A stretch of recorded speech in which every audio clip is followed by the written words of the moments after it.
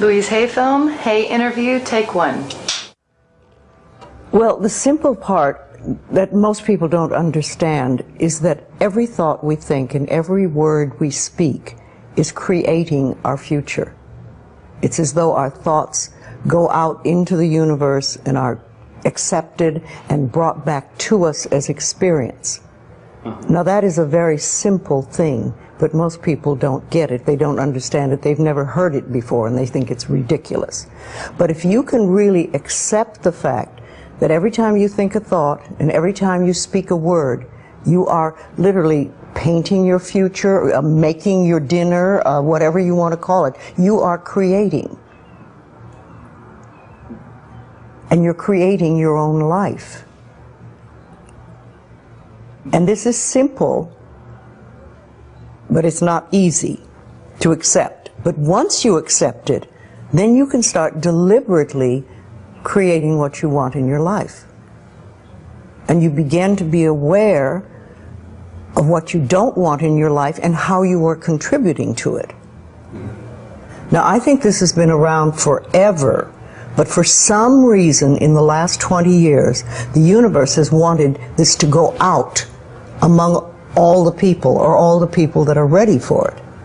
See, most of us just think, and we don't pay any attention to what we're thinking. We're just doing it. But that's something you need to train yourself to do, to begin to train yourself to be aware of what you're thinking. And one of the ways to do that is to periodically say to yourself, what am I thinking? Would I like this thought to create my life? Would I like to have the experience that this thought could bring to me?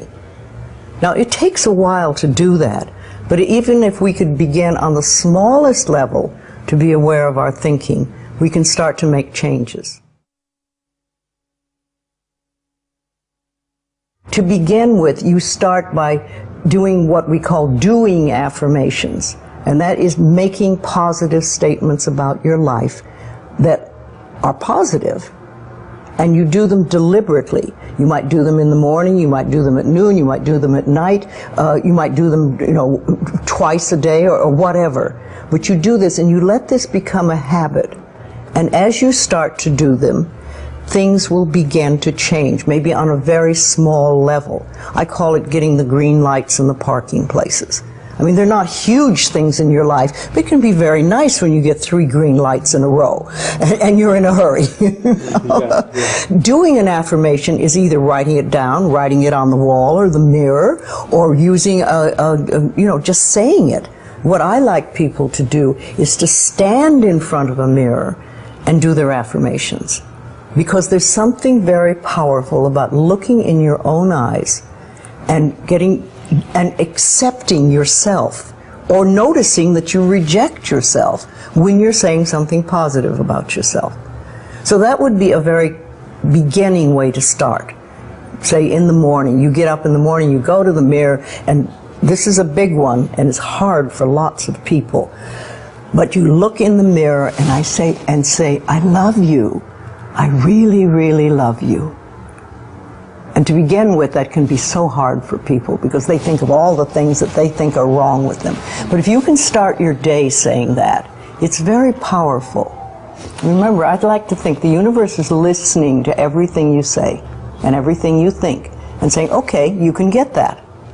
So then it starts to bring you in and bring things into you. And I know this sounds far-fetched, but it's amazing how it works. If you do a good general positive statement for yourself, the universe will figure out how to manifest that, how to bring that about in your life. So things could happen that you wouldn't expect at all, but they will happen. If you think of doing your positive affirmations is like planting a seed in the ground. It's not necessarily true at the moment, but it is something you want to have be true. So you put the seed in, and you plant a seed and you expect it to grow. Or you maybe plant 3 seeds just in case. You expect them to grow. And you don't wait 2 days and then dig in the earth and say, what's happening, what's happening? You expect that thing to grow because you know there's a law and a process. And the seed will grow if it is in the right soil and it has the right amount of moisture. Making it really a habit and doing it every day. Doing something every morning when you wake up, that's a really good time. And another good time is when you go to sleep at night. And gratitude works a lot. If just being grateful for everything. The more, I always say the universe loves gratitude. The more you're grateful for what the good is in your life, the more good you get to be grateful about. Mm-hmm. And it's like, you know, if somebody gives you a present or gives me a present and I say, oh my God, I hate that color and it doesn't fit, and you know, that person will never give me another present. Mm-hmm. But if you say, oh, it's wonderful and thank you, I really adore it, it's great, that person is probably going to want to buy you a present every time they see something they think you would like. And it's like that with the universe. The universe loves gratitude.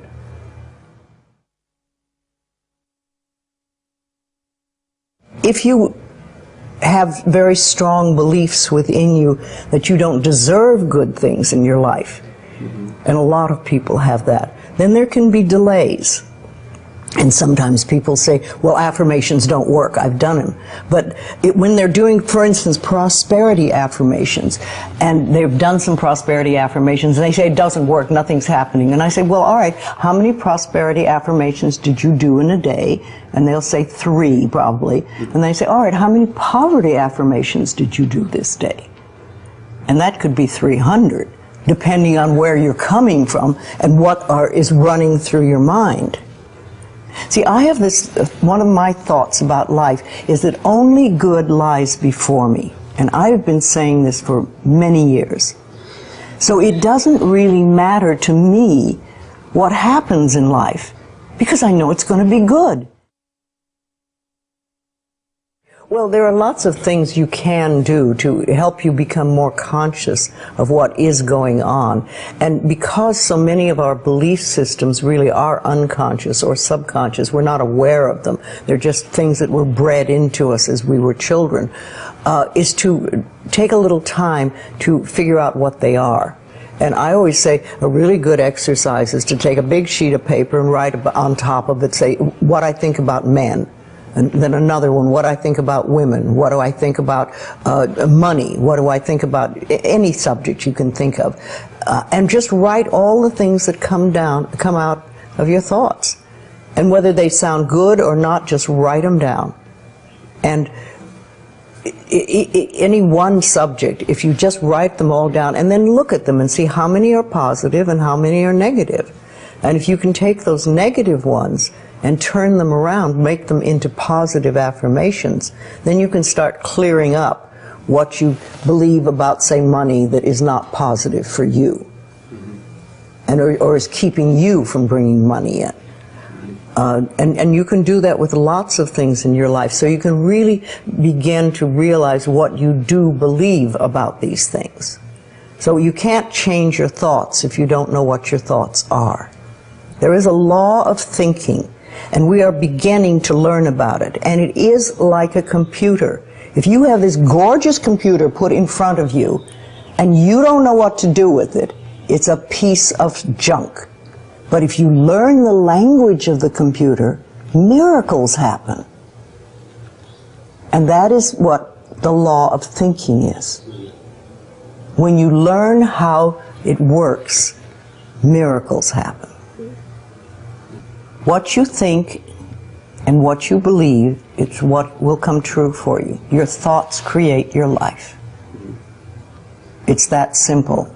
And when we can get that, we can make enormous changes.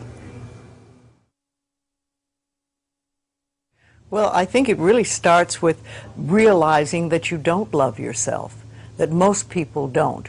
Most people feel they're not good enough, that they haven't done it right, they won't do it right, they'll never be enough, and they're definitely not lovable. And when we come from that space, it's very hard to create things for ourselves that are really good.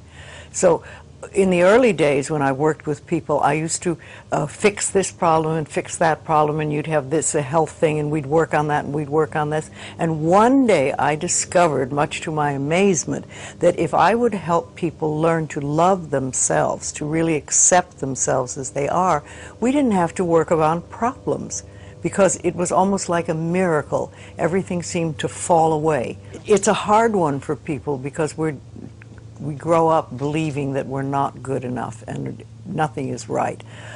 I remember lots of times I would ask people, well, what is really wrong with you? What have you done that is so terrible that you're not acceptable to yourself? And I never, ever, ever got an answer that made any sense.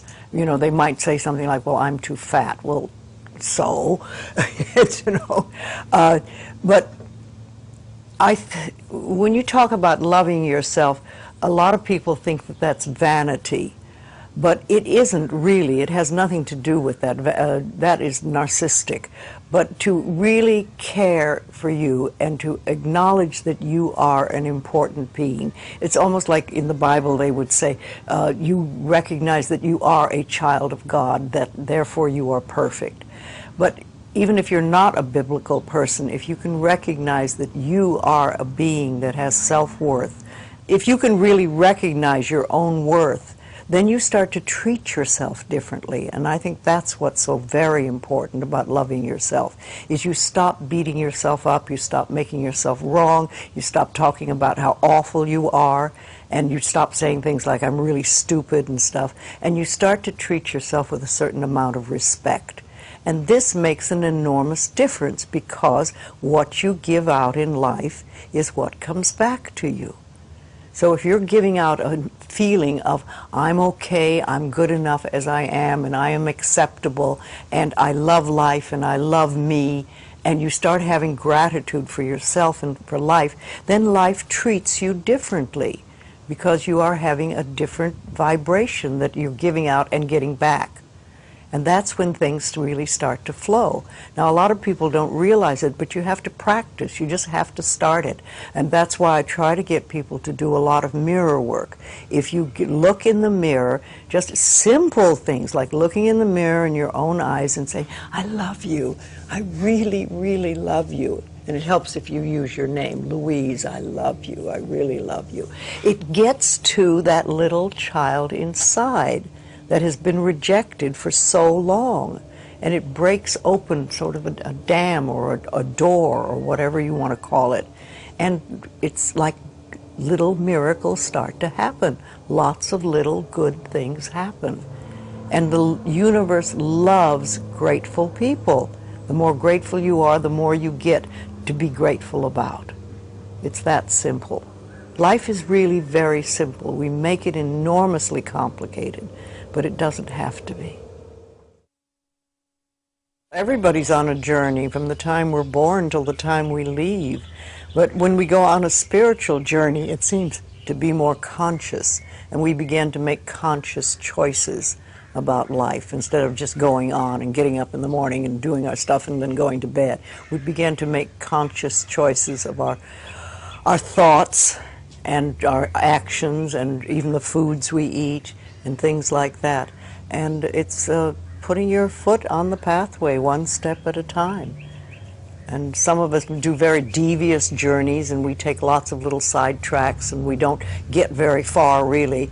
And some of us just are very conscientious about it and go one step after another and go closer to our pathway, which is really, to me, I think enlightenment is letting go of all the things we believe that are not benefiting us in life, or that are barriers to our life, to the good things in life, and to release them one by one and just think, I don't have to believe that anymore, or do I want to believe that anymore?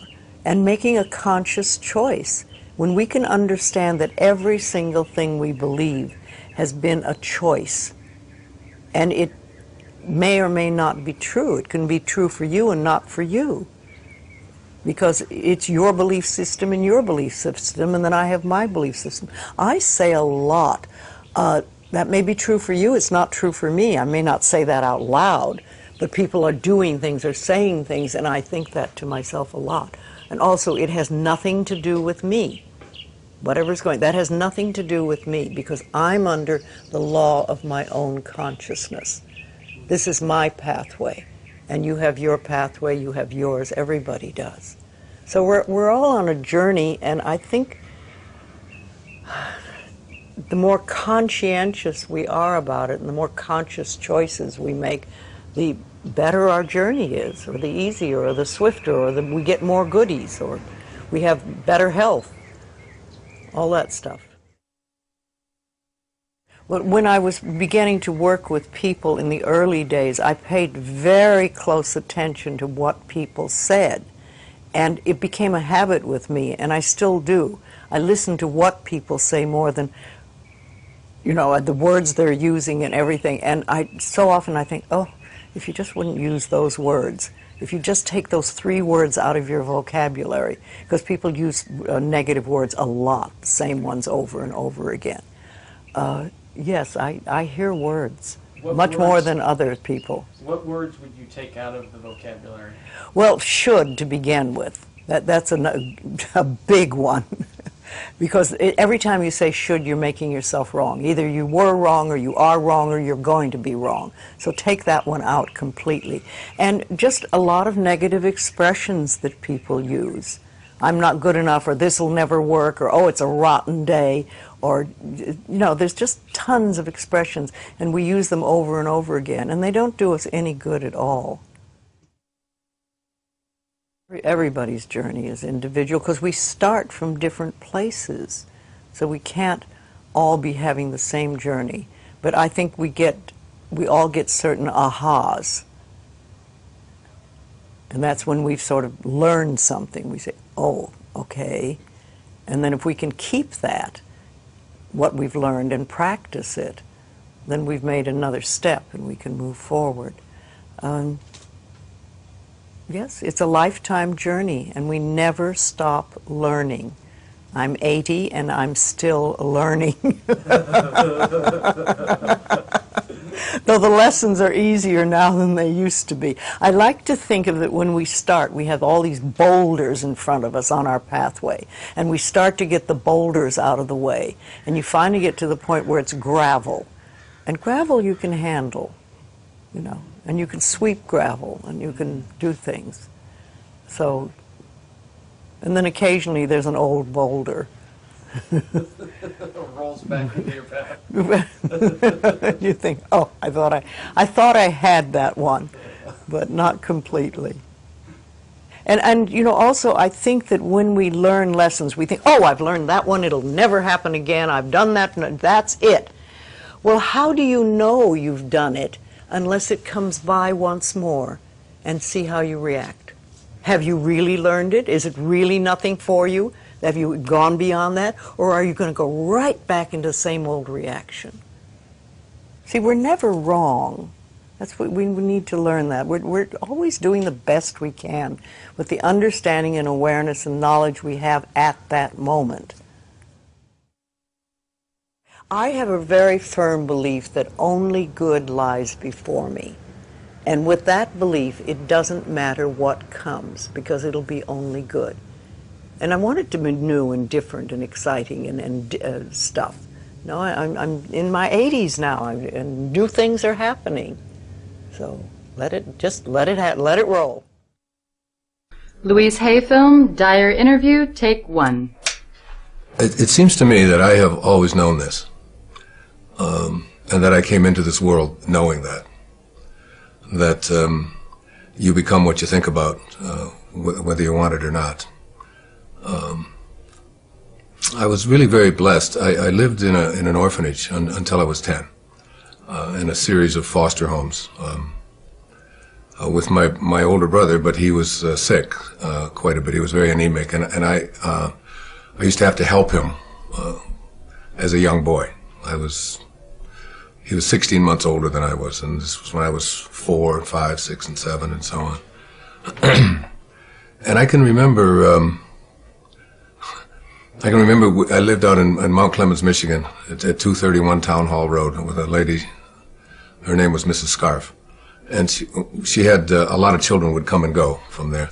And I was in a foster home because the circumstances at that time were such that my father had walked out on his family, and I was born in a depression, and there was no welfare and things like that in those days. So it was like people just helped each other out. And my mother was working as a candy girl in Detroit, on the east side of Detroit, earning $17 a week, and she just didn't have the money and wasn't able to provide for her children.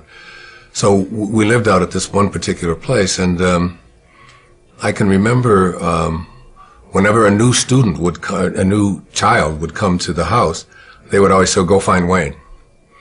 And I would be out in the back. They had orchards there, and this was no hardship. This was no difficult thing for me. This was a great blessing, I think, in my life.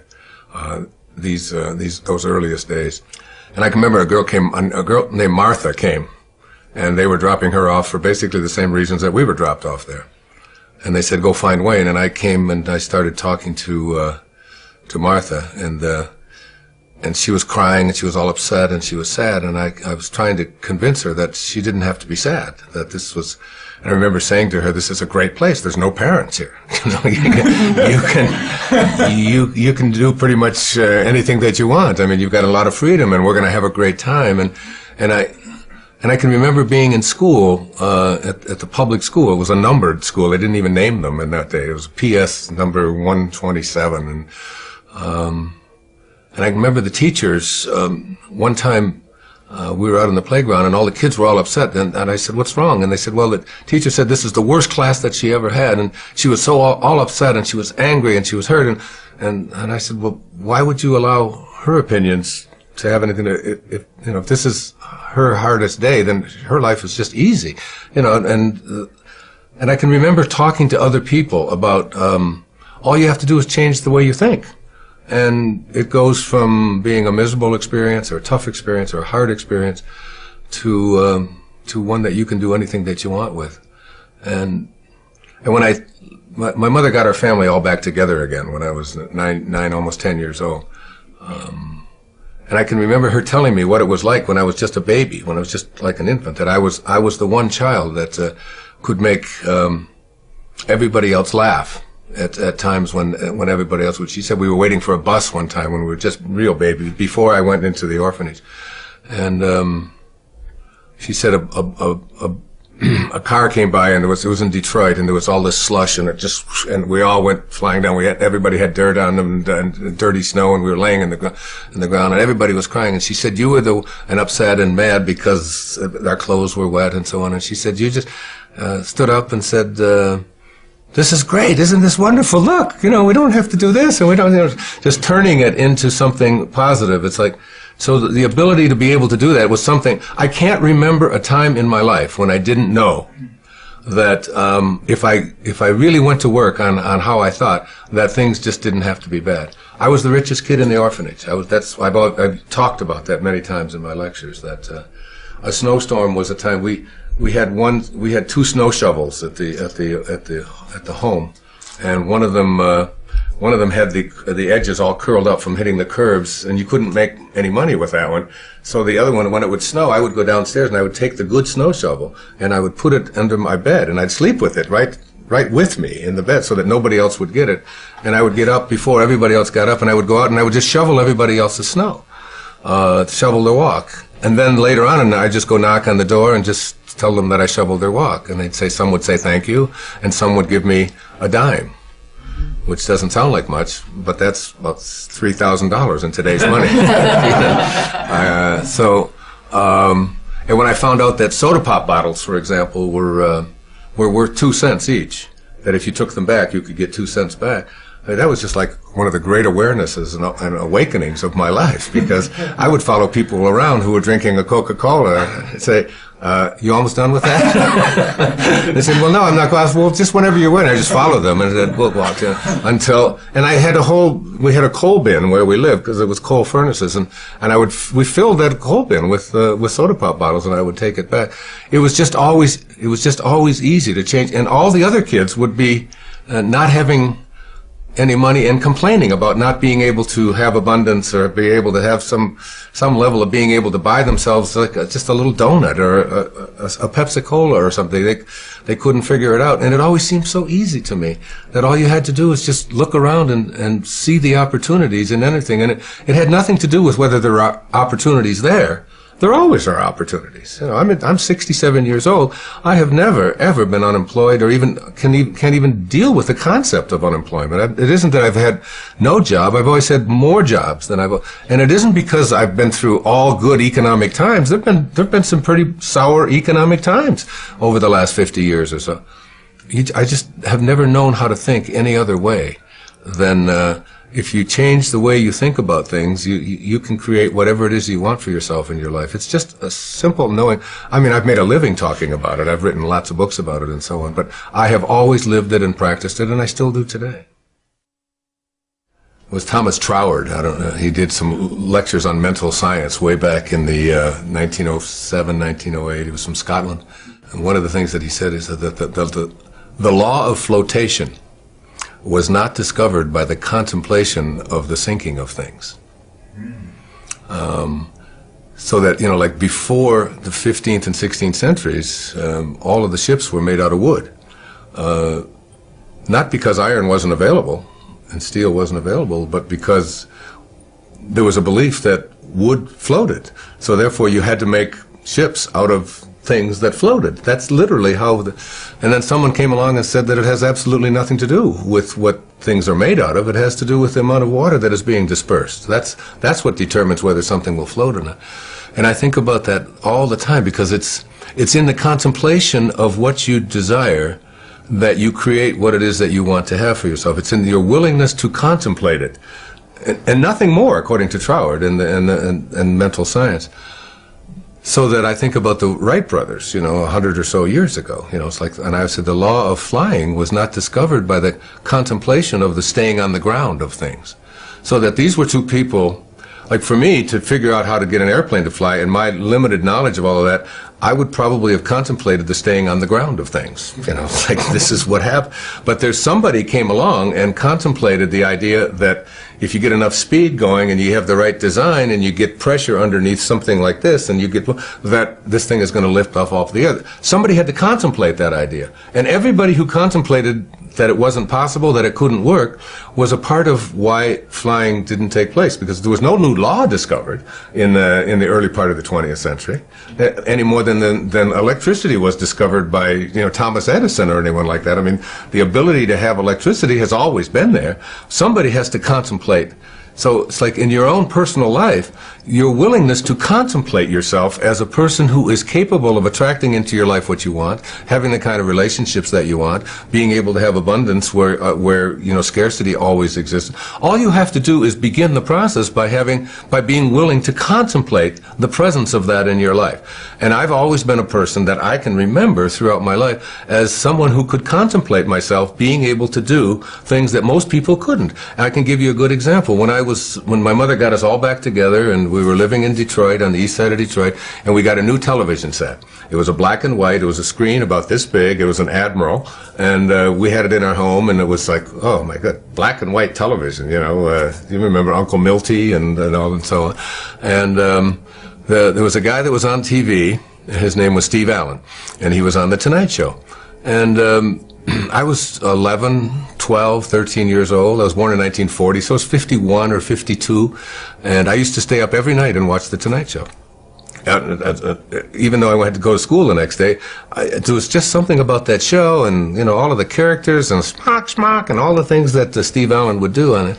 And I would come down when I would be talking the next day, and I would be telling my mother and my two brothers that when I do The Tonight Show, this is what I would say. I wouldn't have said what Louis and I say, the way reacted, how he reacted to that. I would have said this, and I used to do this, and my brothers and my mother would say, "That's just Wayne. He's just nutty. He thinks he's on the Tonight Show. He thinks he's going to do the Tonight Show." And I would go up into my room at you know, on this little tiny house that we lived in, you know, a little 2-bedroom house that 5 of us lived in because my mother remarried, and I would see myself doing the Tonight Show. I would just practice it, and Steve Allen became someone that I was really enamored of. Well, you know, fast forward, I don't know, 30 years or whatever, and I've written a book, Your Erroneous Zones, and the Tonight Show calls, and they ask me if I would like to come on and do it. So I do my first stint on the Tonight Show. I did the show like 37 times over a period of 3 or 4 years with all these different hosts, but Johnny Carson was on, and the first guest on the very first show when I did the show was Steve Allen, and it was like something clicked in me that I had contemplated that as a child. I had always had a knowing, and I can remember sitting there talking to Johnny about this thing that, you know, and Steve Allen was sitting there right next to me, and we were talking about that kind of thing. So that by putting my attention on something, it wasn't some deliberate thing that I was doing, you know, when I was 11 or 12 years old that was designating that I was going to be a person who was going to be appearing on talk shows 30 years from now. It was just an awareness to, a willingness to contemplate myself in that kind of a place. And I think the power of contemplation is the thing that most people haven't harnessed yet. And when when you harness it in your life, there's absolutely no limit to what you can attract into your life. If you absolutely stay focused on what it is that you know you're going to manifest and attract, you're not going to do it in your time. You know, Jackson Browne sings a song that says, "And creation reveals its secrets by and by." I mean, you can't push the river. You can't, it's all done in divine time, but it will show. It will show. It will manifest. It will attract itself. And I'm never surprised any longer about anything that I put my thoughts on that I can attract it into my life. I just absolutely know that law of attraction, and that it absolutely works. And I have absolutely no doubt about it. And I feel as if, like, before I even came into this world, when I was in the world of spirit, that I had a conversation with God. And it was God saying to me, like, what would you like to do in this lifetime? And I said, well, I'd really like to spend a lifetime teaching self-reliance, because that's truly all I've ever done since the time I was just a little boy, through all my life. I mean, I could just go through all of the things that I've done. It's been always about teaching self-reliance. And God said, it's like, you're sure you want to spend a whole lifetime teaching self-reliance? I said, yeah, that's what I want to do. And he said, well, we better get your little ass into an orphanage then. You know? Rumi said, this ancient Persian poet, this brilliant, beautiful poet, he said, sell your cleverness and purchase bewilderment. It feels like bewilderment. It feels like awe. It feels like, even as I think about it now, I can feel myself tearing up behind my eyes, because only I know what is going on behind my eyeballs. It feels like so glorious and so sweet and so trusting, so knowing. You know, there's just this powerful knowing that you're not alone. There's this, you know, that it's like there's a safety, there's a sense of that you're not alone. I had this great experience years ago. There's a friend of mine. He's on KTAR radio station in Phoenix. His name's Pat McMahon, Irish Catholic guy, and Mother Teresa is to be his guest, right, on the same day that I'm his guest. So we're in the studio, you know, and Mother Teresa comes in. Now she's about 4'10", maybe weighs 80 pounds, and she's there to talk about a homeless shelter that she slept in the night before, to tell the people of Phoenix about this homeless shelter. And I'm there to talk about a book that I don't know which one it was. It was 10, 15 years ago, and so Pat tells Mother Teresa, "Is there anything that I can do for you?" And you can imagine the bewilderment and the awe that this is an Irish Catholic guy from, living in Phoenix, and Mother Teresa, a saint, is coming there, and he's just bewildered. He's beyond bewildered. He just doesn't know what to do with himself. He's just so honored, and he says, "Is there anything I can do for you? Is there anything I can do?" And she said, "No." She said, "I just came here to talk about the homeless shelter." He said, "But Mother Teresa," he said, we have a 50,000 watt clear channel station that goes in every direction." And it's like he's got his ego involved. Like, we can help you to raise a lot of money for your work and your mission in Calcutta. And she said, "No, No, I'm not interested in raising money or your radio station getting a... She said, I just want to talk about the homeless shelter, that's all. And he's exasperated. And finally, and he's down on his knees. Really. And finally she says, stand up. She said, you seem so serious. She said, there is one thing that you can do.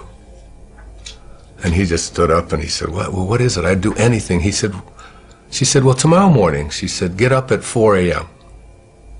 And she said, and go out onto the streets of Phoenix and find someone who's living there, who believes that he's alone, and convince him that he's not. That's what you can do. And behind the feeling we're talking about here is this feeling of aloneness for so many people who are lost in the world, that I don't have like a connection to something greater than myself. I've come to believe that who I am is what I do, and what I have, and what other people think about me, and who I am is separate from everybody else, and who I am is separate even from what I'd like to attract into my life, that I'm separate from all the things that are missing, and I'm separate even from God, and that there's a place within me that knows that I'm not separate from any of that, that if there's no place that God is not, or that source is not, or the energy that provides, that is always giving and always creating is not, if there's no place that it is not, then it has to be in me. I know that. And if there's no place that it's not, and it has to be in me, it has to be also in everything that is missing in my life, or that I think is missing. It's there too. So that in some mysterious, invisible way, I'm already connected to everything that's missing in my life through something called spirit. And when I recognized that I'm not here as this human being having a spiritual experience, when you recognize that your essence is that you are a spiritual being having a human experience, not the other way around, when you really get that, I mean, not that you can say it and it's clever, but when you know that who you are is this essence, you don't see, there's no other, there's no them. There's nothing outside of you. You're connected to everyone and everything. As the Native Americans would say, that no tree has branches so foolish as to fight among themselves. Living the Tao Te Ching, this 2,600-year-old, some people call it the greatest, the wisest book ever written. It speaks so much about relationships. Tao, the word Tao means the great way. It's really just another synonym for God, or source, or spirit, or that which is the all-creating.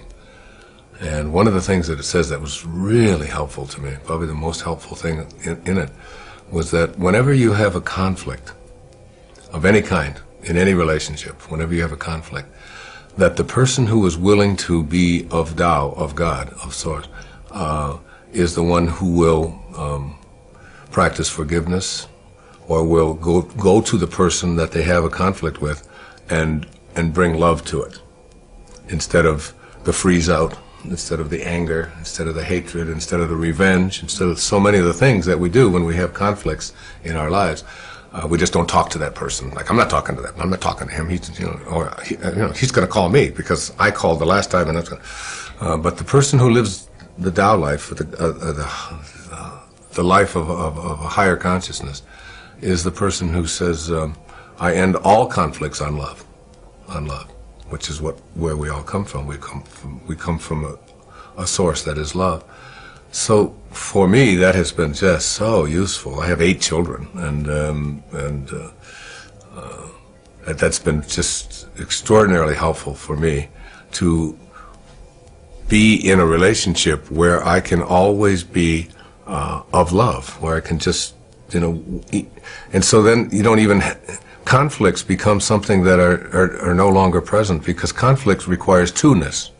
In order to have a conflict, you have to have two different opinions or whatever.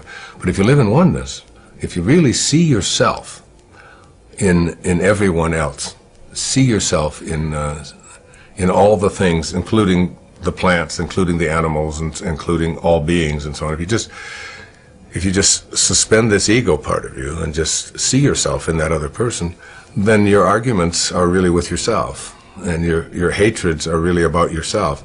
And you begin to really see that I don't have to project anything onto anyone else that isn't what I choose to be. You do U-turns in your life. I've done U-turns in my life. And it's having the curiosity, it's having the willingness to say, this isn't working for me.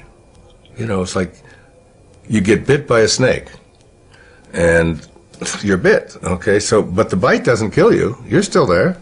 You know, you don't die from a snake bite. You don't die from you don't get hurt from what somebody else does to you. It's the venom that continues to pour through your system after the bite. That's what causes difficulties in relationships and so on. And when you recognize that to be angry, to be full of revenge, I mean, I could bring anybody in this crew in here and do a muscle test with them and ask them a question to hold your arm out to hold your arm out like this and think about somebody who's abandoned you or abused you, who did something that you didn't like, who borrowed money from you and didn't pay it back, who walked out on you, someone that you hate, and just for a moment, hold your arm out as hard as you can. I'm going to put 2 fingers right here and I'm going to push down, and you think about getting revenge. You just think about, even if you don't want to do that, just think the thought of, I'm going to get even with that bastard for what he did or what she did. I'm going to really get even with him, and you push, and that you find out that they have no strength when you think a thought of revenge. There's no strength in there. Kinesiology, say, very simple test. Then if I say to yourself, okay. I have somebody that. Okay, sit down. All right, here, come over this way. Okay, just put your arm up. Is it here? No, over here. Over here? Yeah, this one. Okay. Okay. Now, I'd like you to think of, first of all, tell me your name. Michael. Michael what? Gorgian. Is that the truth? Yeah. Tell me you're telling the truth. I'm telling you the truth. My name is? Michael Gorgian. And that is the truth? Okay, That's resist me as hard as you can, okay? And I'm going to just push down, okay? So that's the truth. Now, for just 1 second, just make up a name. But tell me that it's the truth. I want you to lie to me. What is your name? My name is Ron Garcia. My name is Ron Garcia. Is that the truth? Yes, that's the You're truth. telling me the truth? That's the truth. Say it again. My name is? My name is Ron Garcia. And that is? The truth. Hold that thought. Hold that thought. You see the shift? Can you see a change in you? Mm-hmm. Can you see a slight change in you? Yeah, okay, I you're strong. felt that. Okay. Yeah. Now I'd like you, I'm just doing that for a little Yeah. Okay, now I'd like you to think about someone. I'd like you to move over this way. There we go. I'd like you to think about someone in your life that abused you, abandoned you, that did something to, without any details, I don't want to know any of the details, and you are hurt by it, and you're angry about it.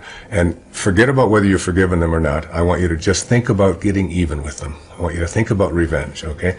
I'm going to get even with that person, no matter what, okay? And put your arm out, and can you hold on to that thought of revenge, okay? I'm going to get even with that person for what they did. I'm angry at them. And hold on to that thought and just think, resist me as hard as you can. And notice what's happening with your arm. Resist, again, one more time. Think that thought. I'm really going to get angry. I'm really pissed. I'm really hurt. I'm going to get you back for that, okay? And resist me as hard as you can. Now notice what's happening here. You have almost no strength. I'm not even pushing down. Now I want you to just change the thought. Okay. I want you to change the thought right now. And I want you to change it to one of love and forgiveness. I just want you to surround them with the light of God. I want you to surround them with the most beautiful love that you can think of. And just think of that thought. They did what they knew how to do, given the conditions of their life. I can't ask any more of anybody than that. Put your arm out. Put your arm out. Resist me as hard as you can, and forgive them in your heart. And forgive them in your heart. Now get even, get angry, I'm going to get really even with them, and watch what happens. Can you see the change? Okay. That's how it works. You see? Every thought you have of shame, every thought you have of anger, every thought you have of revenge is a thought that weakens you. Every muscle in your body. It's even in your eye. Well, I think, I've, like, I couldn't look at you when my attention I could goes see the shift. somewhere. Your heart is a muscle, isn't it? How many times do we say to our children, you should be ashamed of yourself? Think of, here, watch, put your arm up. Resist me as hard as you can. Think of a moment in your life when you felt great love. The greatest love you ever felt in your life. Just think of that moment. And I don't want to know anything about it, just think about who it was, okay? Can you think of a moment like that? Great love. Michael is just loved, okay? And look, I can't budge you, right? I'm pushing really hard. Now think of a moment when you felt shame. You just did something and you're just ashamed of it, whatever it was, okay? You think of something like that? Okay. Resist me as hard as you can. You're thinking shame, and just watch what happens to your arm. Look. No matter how hard you try, you have no strength, do you? You have no strength, okay? Now think love. Think love. Just think of that moment and shift. You see the change? Now think shame. I'm trying hard. Yeah. Think shame. Just think of shame. You're ashamed. You're really ashamed. Whatever you did, you're really ashamed. You really screwed up, okay? Resist me a second. Look, you have no strength. Look, you can't think. You know where I learned it? I learned it from my dentist. What? My dentist. I had crowns put into my teeth, and he would get me out of the chair. I said, who's this crazy man? You know, he'd get me out of the chair. He was adjusting the occlusion. He'd say, bite down, and then and if I'd go weak, he'd say, it's not right yet. And he'd put me back in the chair, beep, beep, beep, beep. He'd adjust it a little more, and he said, now it's perfect. And it always was. It always was. Wow. This is the power. Who's your dentist? It's like, what we just demonstrated here is the power of the thoughts that we have. What a thought of shame, a thought of anger, a thought of revenge, what it does to the muscles of our body. The muscles of our, it's like, the reason I ask you to tell me a lie, you know, is because I wanted to test your body, because your body wasn't made by your parents. We like to think that our bodies were made by our parents. That's because you look a certain way and all of that. But if we take the tiny little drop of protoplasm that created you, and we try to find out its origin, and we take it all the way back to subatomic particles and reduce it, we find out when we put it in a particle accelerator and rev it up at 250,000 miles an hour and collide it, and we open it up, there's nothing there. That you came from the invisible, you came from source. It's the spirit that gives life. So that once you understand that this body of yours is a creation not of human beings, but it's a creation of God. It's a creation of source. It's a creation. It came from nowhere, and an invisible source, and manifested into the world of the physical. And so it only reacts to truth, because it was created by truth. So once you lie, this is an ultimate lie detector test. That's why I always say we could have saved $93 million with President Clinton. You know, it's like, come on. Did you have sex or didn't you? Let's get over this, you know. But now you're using an instrument not of human beings. All of our bodies are divine creations, and they only react to truth with strength. The truth that when you go weak, you're going against your Tao nature. Your true nature is not revenge. Your true nature is not hatred. You came from love, and you have to stay in that state. And once you learn that, once you get that, like having that demonstrated could change your life. Just that moment can change forever.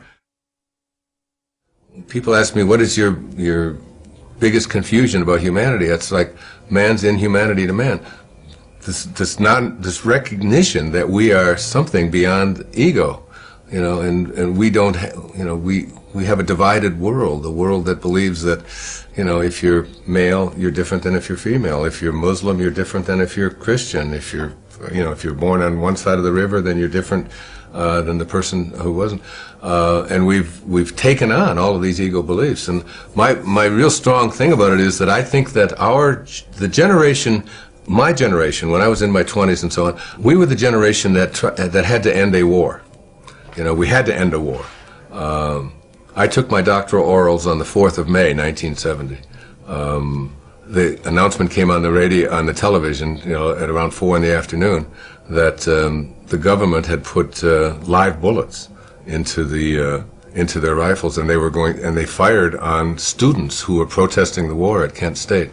And 4 of them were killed. You can imagine what I felt, because I was really working very hard to try to end that war, when I had to go in and defend my dissertation, which seemed so trivial, when I considered what our government was now doing. We were going to put and all these students were doing was protesting a horrific war where people were dying in huge numbers.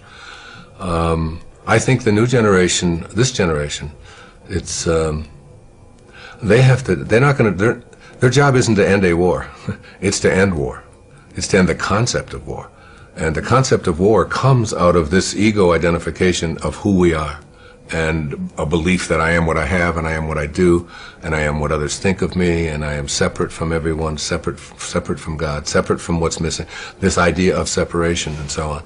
And we will inch by inch move towards a place where people will begin to recognize their connection to each other rather than their separation, or we'll have to just start all over. We'll have to start it over. As Einstein said, if the next war that is fought, he said, after this one will be fought with, with sticks, again. We'll have to start all over again. We'll have to start all over. And it's really about slaying this ego, this massive ego thing. You can see it in our foreign policy. You can see it in the way that we treat it. You can see it on television. You can see it in all of the ads that you see for having to take pills for everything. And that's what I feel my work is about. What my life is about now is ending the concept of hatred and separation.